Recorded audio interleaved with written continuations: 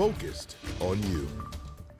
As we go on the air at noon, we are following developing news out of Washington. Missouri Congresswoman Cori Bush is being investigated by the Justice Department. Thanks for being here at noon. I'm Kay Quinn. According to Punchbowl News, the Democrat is being investigated for allegedly misusing funds meant for private security. Our political editor Mark Maxwell joins us with the late-breaking details about a subpoena at the Capitol. Mark? Yeah, Kay, we have not yet laid eyes on that subpoena ourselves, but we have independently confirmed that several members of Congresswoman Cori Bush's staff have also been served with subpoenas in recent weeks. Warning bells started ringing publicly yesterday when a clerk of the U.S. House read the existence of that new subpoena into the record on the House floor. So as you can imagine, reporters immediately started digging. We had previously reported that Bush's campaign expenses, not her government funds, had come under scrutiny for spending so much on security. She would later marry one of those security guards, Courtney Merritt's. Her aides have told us that they warned her about how that might look, the optics of it. After a 6-month investigation, the Congressional Ethics Office dismissed that complaint. We're now hearing the feds may be looking into whether Bush used either federal money or campaign funds for her and her husband's international travel to Central America. She's also spoken a great deal about her own personal experiences with the pressures of poverty and life on the job in the public eye. Just Saturday, she suggested the $174,000 salary in Congress wasn't quite enough to cover all the cost of living there. D.C. costs about 3 times as much as St. Louis.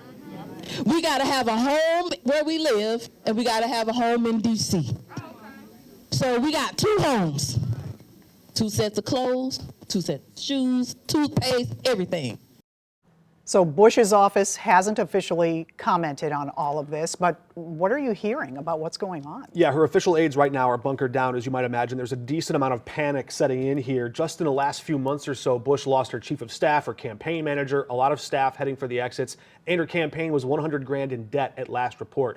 We don't know yet exactly how she'll respond, and she hasn't been charged. We got to say that, but people close to her do expect no matter what, she's going to dig in and fight this thing. Of course, we still have a lot left to learn.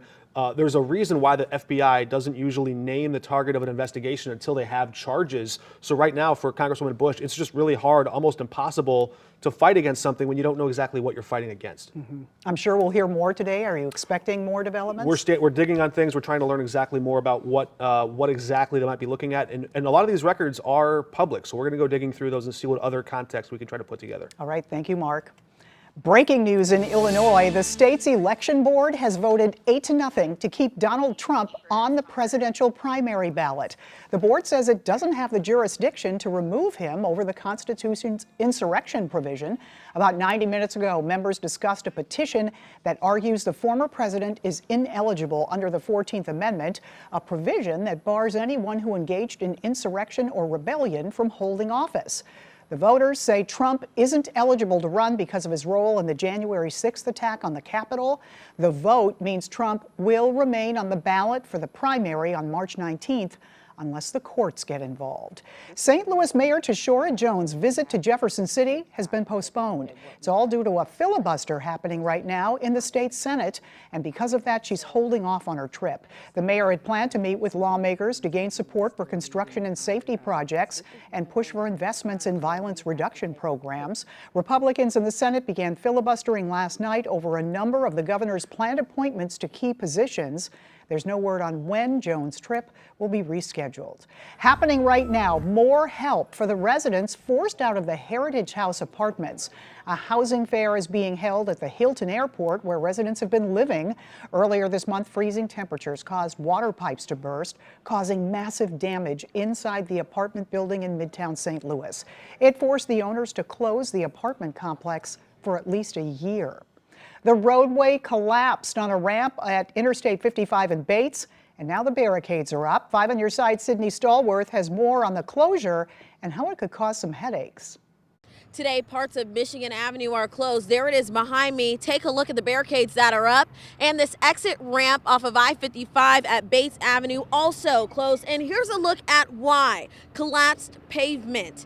Now, this issue, covered up by a plate now, is only magnified by the ongoing construction on I-55, causing closures each day. Drivers need to pack their patience. MoDOT crews are still trying to figure out what caused the pavement to cave in. Our crews have been following this situation since it unfolded Monday as MoDOT crews assessed the damage. Their maintenance team found a sinkhole in the left lane of the Bates ramp off I-55. Right now, they're not sure what caused it to form, how extensive the damage is, or how much repairs may cost. It's not clear who's responsible for the repairs or if it was caused by a faulty or outdated utility line as well. The Metropolitan Sewer District was called, but they tell 5 on Your Side this spot is not part of its infrastructure. MoDOT engineers say it's a tricky problem, but not necessarily a unique one. This isn't necessarily something that we'd be able to fix with routine road projects. It is something that happens in older cities. We definitely have seen this before in the city of St. Louis. If you use this exit during your commute, here's what you need to know. The Bates ramp and Michigan Avenue south of Fasten Street are closed. You're now asked to detour to Loughborough Avenue, then turn left to get to South Broadway and left again to make it back to Bates. I know a lot of drivers are wondering how long they'll have to detour and deal with all these orange cones. Crews estimate the repairs to take a couple of weeks. In South City, I'm Sydney Stallworth, 5 on Your Side.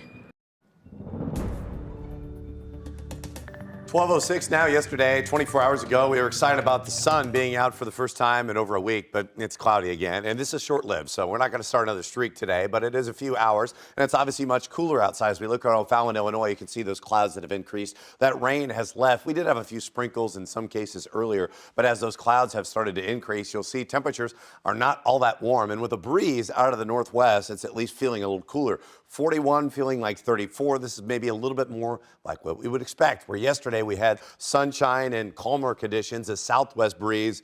That's the opposite direction right now. It's cooler, feels like 34. And this evening, we're not going to warm up all that much throughout the rest of the afternoon. Another couple of degrees be about it. Overall, though, the week ahead, it's brief that these clouds return. We're still staying dry as we continue to warm up into February, in some cases significantly. How warm it gets, how long this pattern stays around, and if we're going to return to more of a winter-like feel into the month of February.